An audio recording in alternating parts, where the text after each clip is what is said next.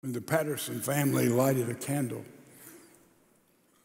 That candle stands for joy on this Advent Sunday. If there is a bigger word in Christianity than joy, I don't know what it is. In the Old Testament, the word joy came from 15 different translations of Hebrew words, and it was repeated 292 times. Joy. In the Hebrew language, joy just represented everything. You would go to a wedding and the parents would say, "Come and experience the joy of my daughter and his new husband." Or you would go to a birth and you would say, "Joy has come into the family."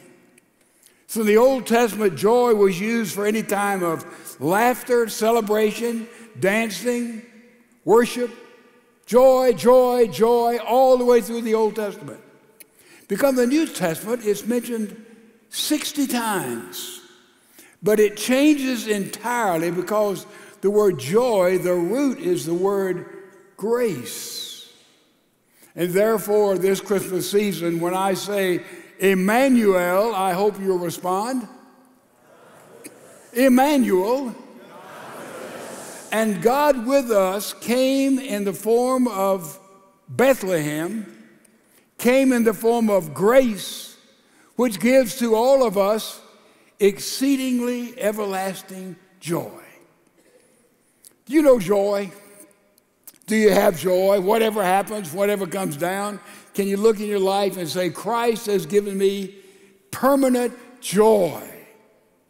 If you've got that, you've received the grace of God in Jesus Christ, and you understand Emmanuel. God didn't come from inside. Jesus was not an inside thing. God came in Jesus Christ from the outside, moved on the inside. You can't say that Jesus was the best person who ever lived in history. That's simply not true.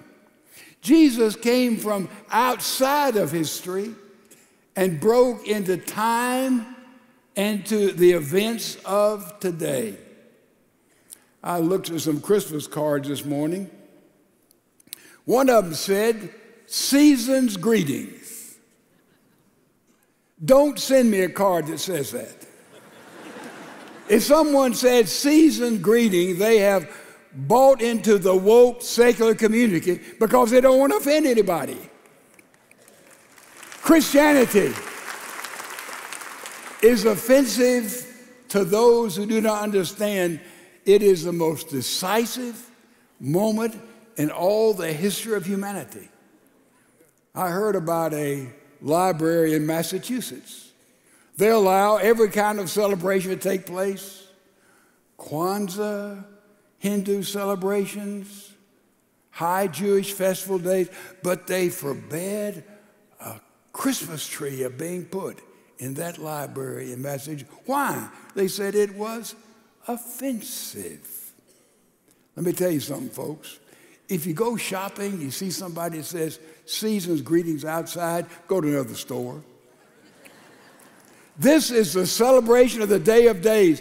It's the time in which God invaded history in a manger. In a manger. Now, the question before all of us is very simple. Has Bethlehem come in your heart? Has Bethlehem come into my heart?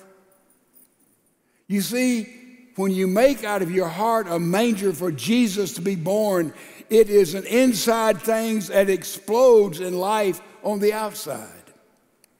But yet, a lot of the world walks in darkness. The sea is a pretty good analogy of light and darkness. On the surface of the sea, you go down 600 feet and you have sunlight. You go down 600 feet, you move all the way down to 3,000 feet, you have twilight, right? It gets a little darker. Then you go to 3,000 feet and you go to 13,000 feet, you have midnight.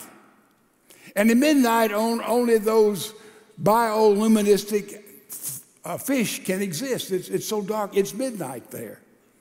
But you go down to 13,000 feet to 19,000 feet in the sea, and you have what is called an abyss. There's no light at all.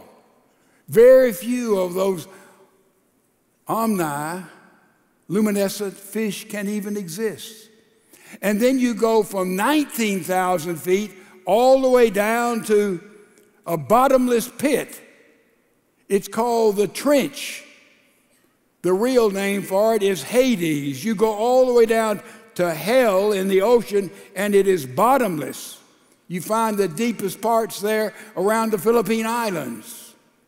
So the question is, the light of God in Jesus Christ has come into the world, yet some of us are at different depths. Are we not? Sunlight, or just twilight, or move down to midnight. We move down to the abyss. We can move down even the depths of hell itself. But I've got good news for everybody here. The Bible teaches us that you cannot run from God. Wherever you go, anytime, any place, God is going to be there, trying to break us back into the light. Because what happened at Christmas? Emmanuel. God came from the outside to the inside so that he might be born in our heart. Have Bethlehem in your life, that's it. That he might be born in you and born in me so we can walk in the light. Are you in the light? Are you walking in the light of him? Is there freedom in your life? Is there spontaneity in your life?